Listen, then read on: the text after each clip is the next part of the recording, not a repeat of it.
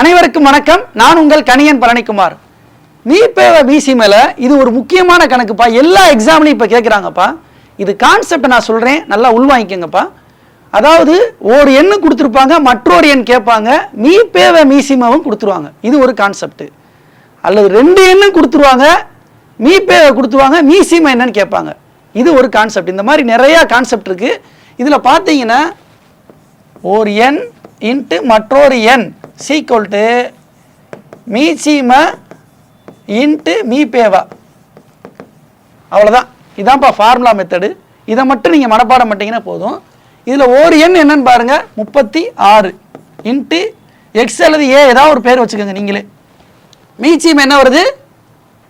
144. மீபேவா என்ன வருது? 12.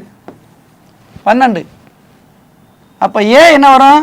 144 into 12 divide by 36. 1 3 1 4 மிச்சம் 2 8. அப்படிதானப்பா? அப்போ ஏ சீக்வல் டு 48 ஆன்சர். இதே மாதிரி ஹோம்வொர்க் சம் நான் ஒன்று கொடுக்குறேன்ப்பா. இரு எண்களின் பெருக்கற்பலன் 1600. அவற்றின் மீபேவ 20, மீசிமா காண்க.